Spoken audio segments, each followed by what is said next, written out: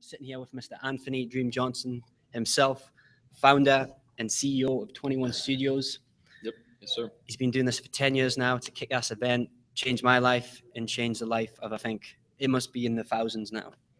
Well, millions of people have seen it. Millions, but yeah. Thousands of hundreds of thousands of people. Probably really seriously implemented the ideas. A couple 100,000.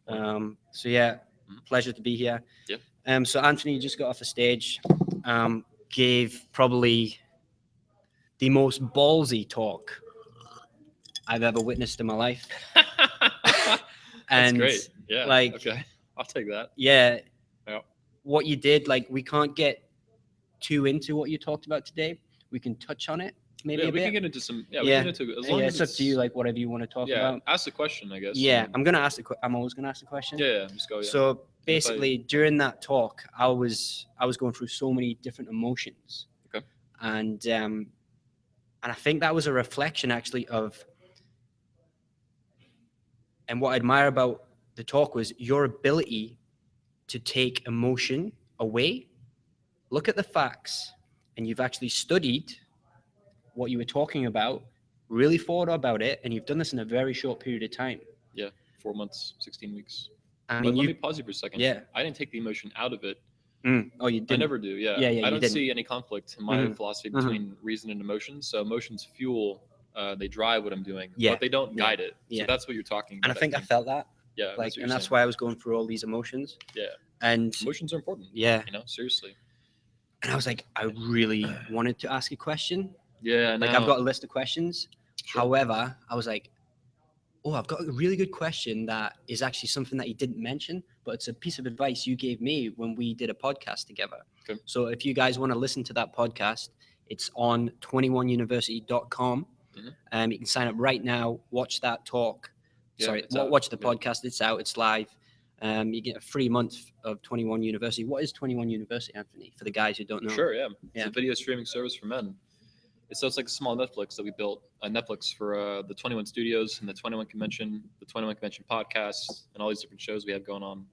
So it's a whole little community and video streaming service where you get all of our videos with no ads, super early access by 6 months sometimes before it goes on YouTube, and a whole bunch of exclusive content, like the exclusive show he's talking about, and exclusive speeches from the 21 Convention that are not on YouTube anymore. Not because usually I want to take them down, but sometimes the speakers come to me years later. And it's a speech from 6 years ago. It was great, but he's like, hey, I'm moving on in my life. I'm not doing coaching anymore. Can you take it down? I used to be just no. But now I'm like, all right, as long as we can still use it, people can still see it in some way, then we'll take it down off YouTube. So we kind of got a big archive now on 21 University of speeches that speakers have wanted to pull from YouTube. Now you can watch them there. And the first month's free, like McNally mentioned. I call you McNally, Mike. Yeah. And even after it's not free, it's only $15 a month. It's fucking awesome. We've had over 1,000 people sign up for it. And it's fucking badass. So if you have any questions about 21 University, email me. That's mike@21university.com. More than happy to answer any questions you have about membership. And would love to connect on you there. I mean, it's going to be a big part of 21U going forward is the community aspect of it and the chat room. We're going to get the campus fixed eventually. The chat room. Oh, yeah, the chat room. Yeah. That's it. So I love about the chat rooms. Yeah. So before I get into all my personal questions, a lot of them too. You could do them on the Q&A panel if you want. I mean, one of them. Yeah, we have an hour on that, so that's pretty solid. I'm gonna ask this one now because actually, no, I'll save this one for the Q&A panel because whatever you want to do, it's so specific to the theme of this event, which is for young men under 21. Yep. And that's what I was going back to the podcast. You mentioned something about it. Okay. And I'll just drop it in there, and it's monkey branching. Oh yeah, monkey branching. So let's not get into it now. We'll do in that Q&A. Let me say this real quick on it. I thought initially that's a lot. Somewhat. I talked about triangulation in the speech. That's kind of what monkey branching is. So that's what I thought it was too for a little while before I discovered psychopathy and the more serious disorders. So monkey branching is what normal girls do a lot of the time. Yeah. It's fucked up. It's a mating strategy and it's stupid, right? Really stupid. But with psychopaths. No, it's not monkey branching. It's because it's with intent. Mm-hmm. Yes. Yeah. Monkey branching, it's more like they don't really know what to do and they don't want to. They're insecure. Yeah. So they hang on to two men at the same time. Yeah. Yeah. Triangulation specifically to cause cognitive dissonance, make you start doubting yourself, the relationship, build insecurities, neediness, shit like that. Yeah. So it's monkey branching with like malicious intent, Mhm. basically. So Yeah, ask that during the Q&A. That'd be awesome. yeah. That'd be Like awesome. it really, really, really will be. Mhm. I was like, Socrates could speak to that a lot. yeah, it's a shame that we ran over because I was like, this is the perfect question. Not for Yeah. me, but for the guys attending. Yeah. So my biggest takeaways from that were like taking the topic out of it was that fundamentally it was about seeking the truth. Oh yeah. There was no malice or intent in what you were doing. Correct. It was all about seeking the truth and like, what you've built, the 21 convention and 21 studios and everything that you've done is built this almost like a support network Mhm. who all believe in your mission. Yep. And Which was not intentional. yeah, I just did it. It just and happened. because of that, all the shit that happened to you, Mhm. like your bounce back ability right now Mhm. is like I've never seen that in anyone. And it was not by intention, dude. Yeah. I realized last night I was like, yeah, it's like I was talking to David Tien or Mary Frances, Socrates' fiance. Mhm. I think, and I said it during the speech too. I was like, well, what psychopaths do is they try to take you up to like a 10-story building, right, really tall building, and throw you out of the top window. That's what she did. That's what psychopaths do. They discard in the grand finale. But in my case, yeah, Mm. I had like a huge, gigantic football-sized pillow on the 9th floor. So get thrown out, bam, right there. Can we just quickly, because we're going to talk about this a wee bit in more Yeah. depth, and I don't want people to jump to the wrong conclusion Oh yeah, about sure. what we're talking about. So for those on Facebook and on YouTube, Anthony, can you like give us a quick definition of what you mean by a psychopath? Yeah, sure, great. That'd be Yeah. a great thing to talk about. Yeah. A psychopath is someone in my understanding and my belief of it currently, because there's some debate on it, right? Yeah. A psychopath is someone who has some meaningful extent of a genetic disorder in their brain. Their brains work differently. MRI scans have shown this. It's been studied extensively in prisons and stuff like that. So it's a human being who is fundamentally broken and has always been that way. And it's an incurable condition too. And what the effects are, the most immediate one is zero empathy, meaning they're colder by 1,000 miles than the coldest human being you've ever met. They're truly cold-blooded. So psychopaths also are not. They can be like fictional characters like Dexter or like Hannibal Lecter or real life Ted Bundy, stuff like that. But more than that, you need to understand that psychopaths are not psychotic. Psychotic means a mental break with reality. It means you're out of your mind. You're bananas, right? Psychopaths are not. Legally and clinically, they're sane, 100%. They're not. They look crazy to us, the shit they do, right? Like I talked about, but they're not crazy. We can call it crazy, but only conventionally in the colloquial sense of the word, I think is what the term would be. Can I also get you to define? Sure. Because you mentioned the word crazy, Yeah. and that's the word. Crazy a lot is of people kind of a use. slang term. Yeah. So cray-cray. what is like? Sasha's like, yeah, Marilyn's pretty cray-cray. Yeah. But what is like? Yeah. Let's define crazy right now. What it means to you, so people Sure. get an Yeah. understanding of what's the difference between like a psychopath and a crazy person. A psychotic, yeah, that's what I'm getting at. Yeah. Yeah. We don't need to use the word crazy. I'm just kind of joking around when using it. Yeah. Psychotic, yeah, again, it means mental break with reality. It means you're truly fucking out of your mind. So in a court setting, for example, if you're proven to be psychotic, this would be like then you're mentally handicapped or something during the time of the crime or whatever the fuck's going on. A psychopath though who murders somebody like Ted Rice's little brother is not out of their mind. They did it on purpose. We have trouble understanding how the fuck someone would do this, but a psychopath does it with intent. The most insane shit you can imagine, except they're not insane. They're sane. Psychotic people who are just out of their fucking mind, they're doing a lot of the same stuff, but it's with less intent, and they don't really know what's going on.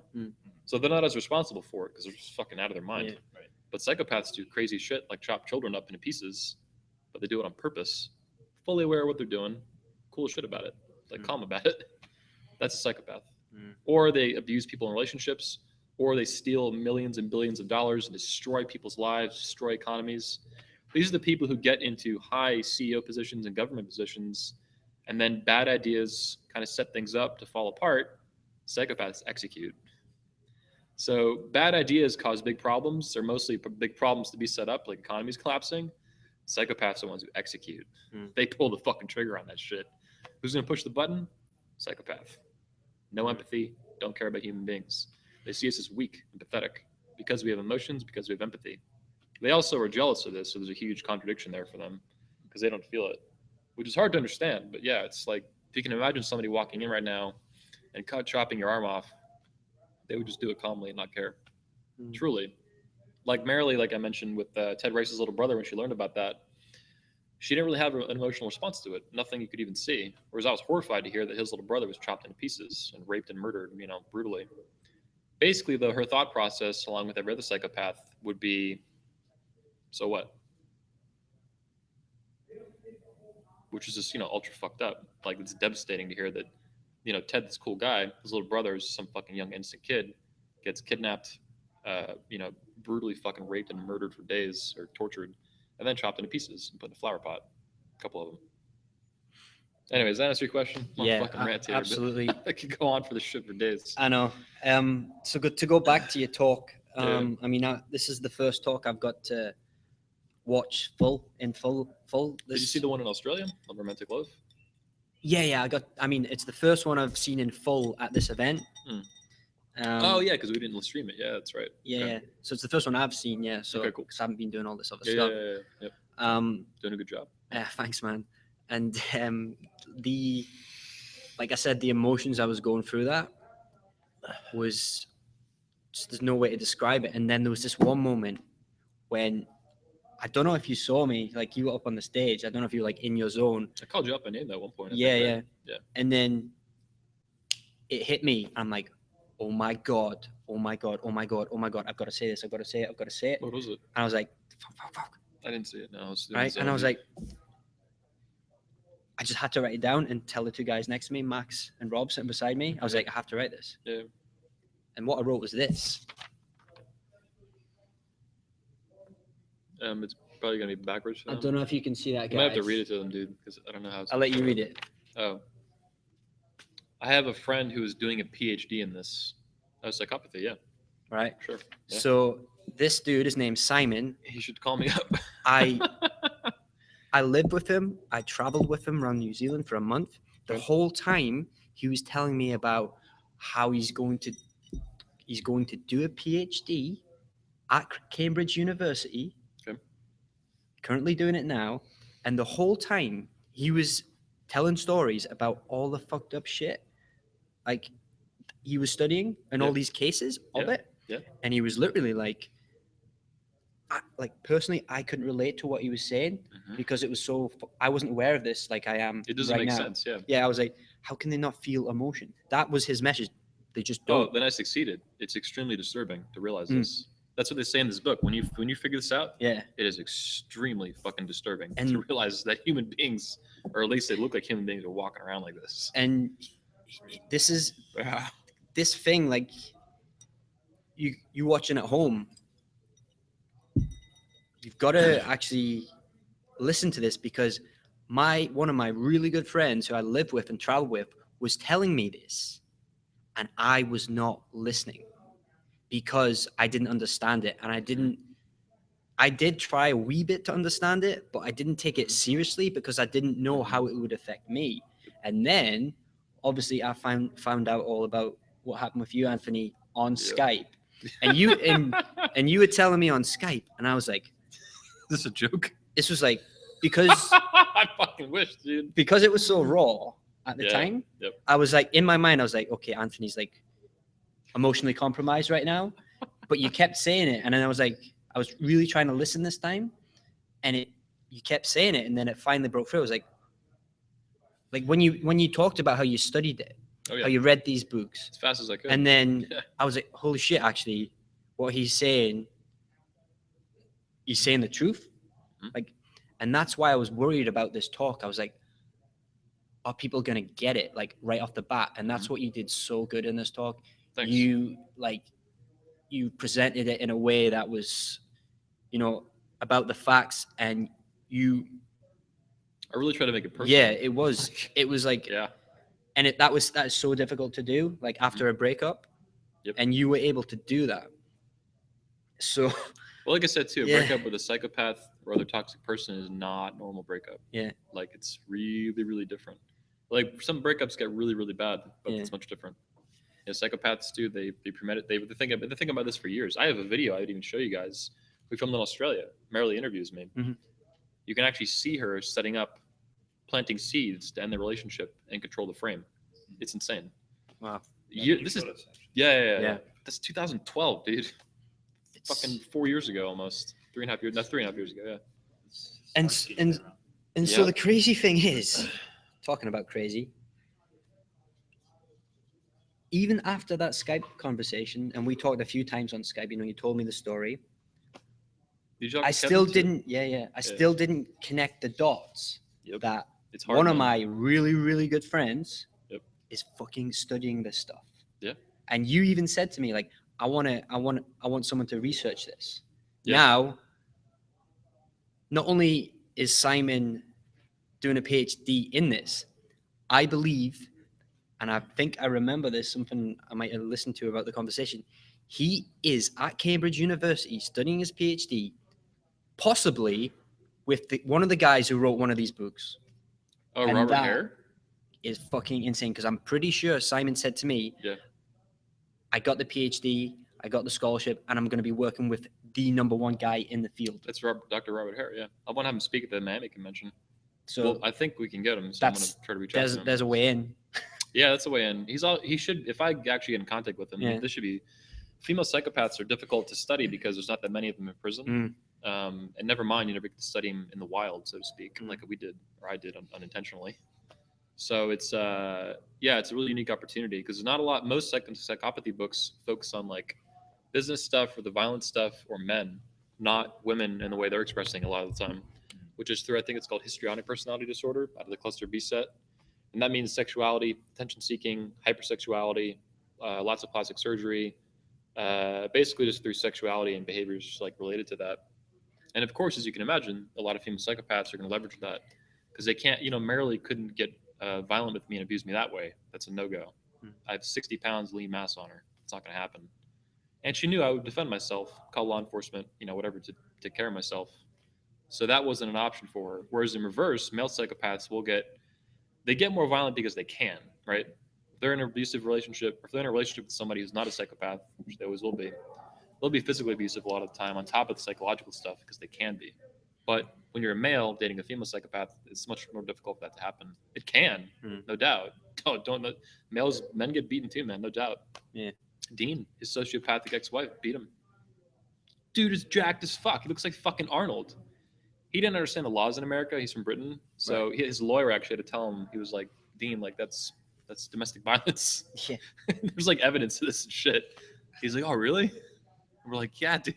Like, you can't. The woman can't hit you just because you're a guy." He just honestly didn't know. 6'3", jacked as fuck. Yeah. Looks like fucking Arnold. All right, let's get into some questions. Let's get into some questions. So, one from Primitive OS. What's your name, dude? Let us know. He says, Anthony, where do you want to take the 21 convention movement? What's your vision? Sure, let's do that. So we just broke 100,000 subscribers a month and a half, 2 months ago, or something like that. So in a very simple sense, I want to take it to more subscribers. Specifically, I want 1 million by Christmas 2019, so end of the decade. By 2025, I want 10 million. So those are the goals I'm setting right now. They're pretty good goals, and I think we can hit them. I don't know if we will, of course. I don't see in the future, but that's the intent. That's what I want to do. That's what I want to do. I think we can get there. And of course, if we miss the mark, for example, the million, then what do we hit? 500,000, 400,000, or something like that? 800,000. I'm okay with that. Gonna be all right. Yeah. So just in that sense with YouTube, that's where I'm taking it that way. More subscribers, thousands and thousands more videos. I do have some secret plans in place that I'm going to be seeking investors for and have been working with a couple of speakers on over the past 2 years. So I can't reveal that right now, but there is some serious stuff in motion with that, and that's pretty cool. And that would be a huge game changer if this project ever ends up taking off and being completed. Yeah. Beyond that, I want to keep hosting the event all around the world, especially in Florida right now. We have a lot going on with that. We're going to have the 10-year anniversary in Orlando, July 2017. That's the plan right now. We'll confirm this later. But I want to do it right here in this room too. It's fucking awesome. That's gonna be so. I guess what I wanted to say to you listening at home is that the biggest compliment you can give Anthony is to share the YouTube channel with someone who or just share a video with, you don't have to share it publicly on your Facebook page or your Twitter or anything like that. The simple fact of telling, I mean, it's a YouTube channel. Yeah. Like, just fucking do but it. I'd say what's more important is Yep. if you watch a video and you think, that your friend needs to hear this or see it, Mhm. like by sharing that with them, like even if you just share it with one person, that does make a massive impact because that's personal. It's personal, like Jacob says. Yeah. Can make it personal. Must make personal. Yeah. Jacob's the guy. Did you ever meet Jacob? No, I didn't, Oh, but I he's heard fucking about aw- him. He's Yeah, fucking awesome, yeah, dude. He's fucking Yeah. awesome. Austrian guy, but he sounds like Arnold. yeah. He's like super fucking cool. So yeah, that's under21convention.com Mhm. / Nothing. That was redirected to the ticket page. Yeah, I was meant to be going the YouTube channel? youtube.com / 21. 21, yeah. Hit subscribe, and you'll get all the videos as they come out. Yep. Um, Let me get more on this Yeah, question. yeah. I just kind of finished up. So the vision for it and where it's going. Yeah, more events, more speakers, new speakers, alumni speakers with better speeches, better events, simpler events, bigger events. Just keep doing more of everything we do. Mm. Always innovating, always new shows. Like the newest one now we have is 21 Live, the one I did with you recently. So Yeah. the one for 21 University. We're going to keep growing 21 University, keep growing the events, keep growing everything. Just like in life and as, Yeah. as an individual, keep growing. you know how More we awesome, more happy. we don't like have a name for this what we're doing right now. Oh, this is kind of like 21 Live. You know what it's but- like?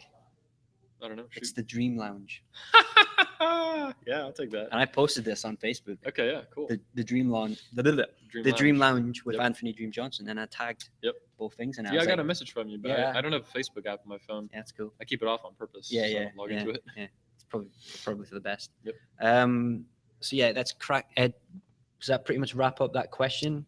I think so. I mean, Is unless you anything wanted to else? be more specific, but yeah, more Um, speakers, more topics, more fucking awesome events, and more awesome Yes. speeches. And So Matthew asks, when did the 21 convention start? July 2006, I started organizing the first event. So that's technically the start date of the company. And the first event was held July 2007. Hmm. And yeah, the idea formed in July 2006. I first put it out there, started operating as a sole proprietorship business at that point, spending some money here and there to research hotel rooms, gas, travel, stuff like that. Hmm. So it's 10 years now, technically, we've been running the company, and 9 years of events. So next year will be the 10-year anniversary, I'm going to call it. Could have done this year, but when in July did you do like the event? the first one, July 19th to the 21st, 2007, I want to say. I have to look it up. I'm pretty good with the history of the company, obviously, Yeah. but I'm not perfect. That's tough, those dates. Yeah, so I hope that clears that up, Matthew. If you've got a question for Steve, just submit it now, and I'll try and ask it later. Mhm. Another one from Primitive OS. Okay. Question for you guys: Which are your major takeaways on Anthony's and Steve Maeda's speeches? Well, Anthony's, I kind of touched on that. It's about seeking out the truth, Mhm. and really just thinking, using your Well, there's a purpose too to seeking out Yeah, the truth yeah. when you're post psychopath or sociopathic relationship that's pathological like this, Mm. because you need to find the truth, right? There's a real legit purpose to this. In a regular breakup, you may or may not want to do that, and there's reasons for that.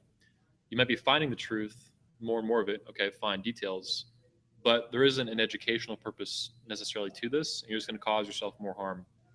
So you're just finding more and more details, and it's just an endless, Yeah. slog of, oh, what an asshole. It's just more and more the same. But with the psychopath, you're unraveling the kind of knots they put in your head, like tying knots and getting things all bundled up and fucked up. That's what they do. So the more you search for the truth, and the more you study philosophy, and the more you apply it to the events that transpired in the relationship, the more you can untangle them. This book, this green one, is particularly helpful with that and untangling all the manipulative, ultra fucked up ways that she treated me. Right in front of the speakers, boldface treated them too, and Yeah. everyone. So it's just really educational to undo all that damage, seek out the truth. That's how you do that. And there's with a relationship like that, there's a really specific purpose to it. Another thing you touched on, and you might want to correct me if I got this wrong, and it was about when you have high self-esteem, Mhm. that the weakness of that is that you have blind spots.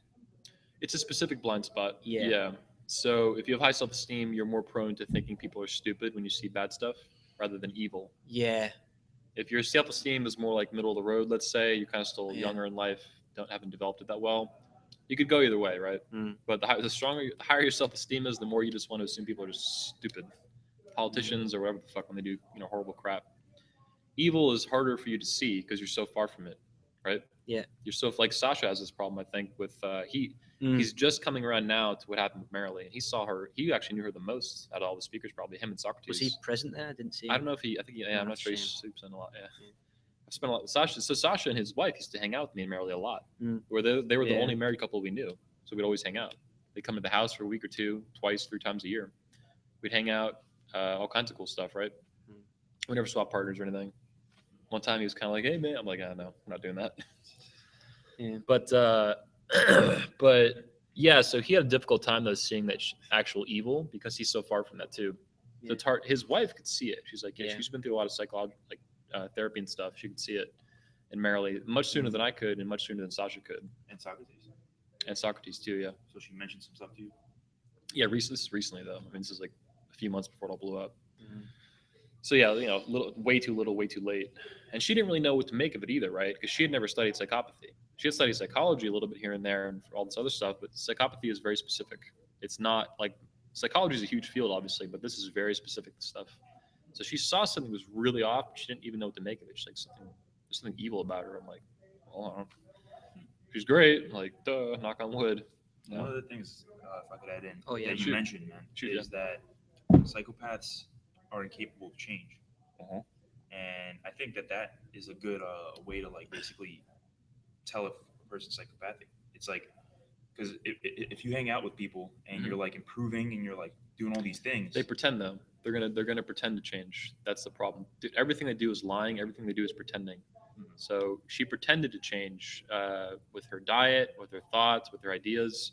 Right. It was always minimal, right? It was just enough to squeak by without getting caught that she wasn't really changing any positions or, and vice versa. So I was improving, and then she would just kind of pretend along with that. One of the things I didn't mention that I wish I would have is that Socrates pointed out that she used my virtue and my morality as a shield or a shadow. So she hid behind me. That's one of the ways she hid from the speakers too.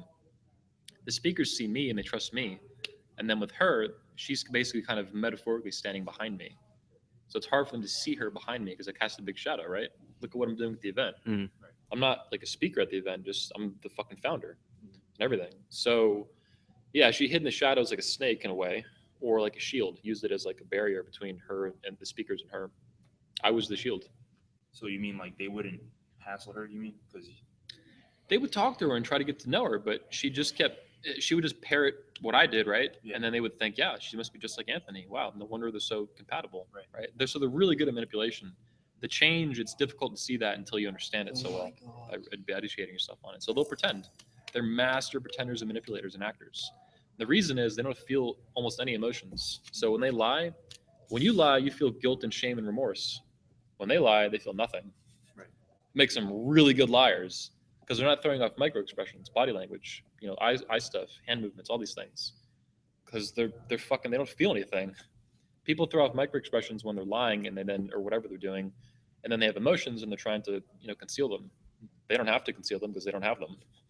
That's what makes them such good liars. Almost every con artist in the world that is really good at whatever they're conning, whatever the con artistry is, whatever the thing is, they're probably all psychopaths in almost every case. Right. That's why they're so fucking good at it. And then we have a special name for them, con artists. But I've just had Yeah. this like massive,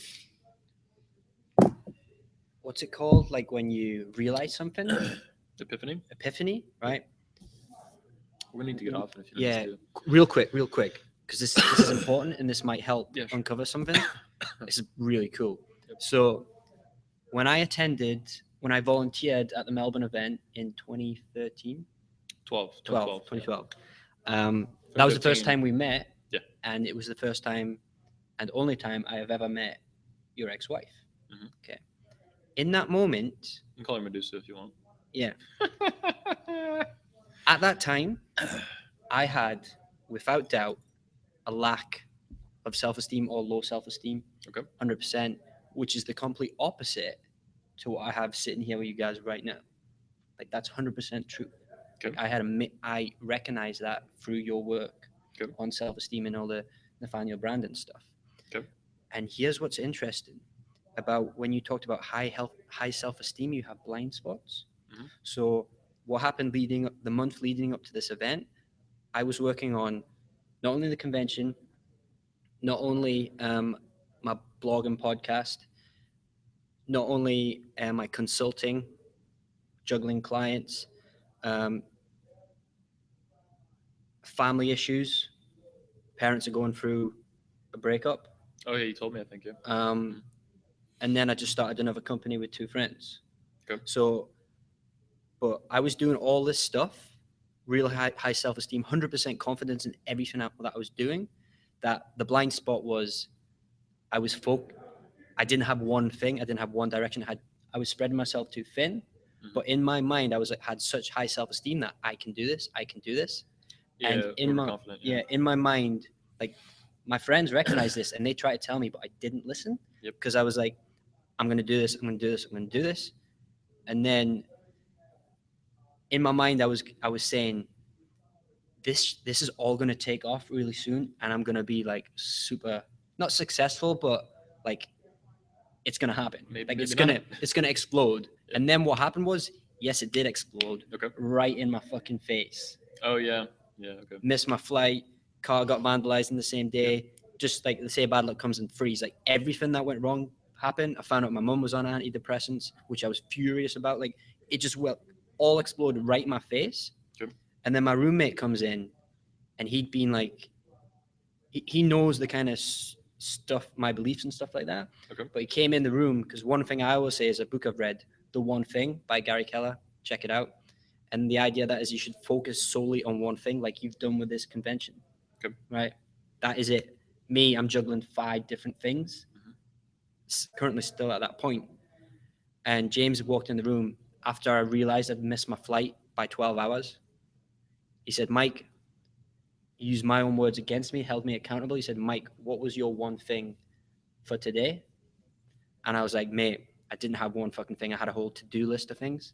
And then he said, Mike, your one thing was to get on that fucking flight, and you fucked it up.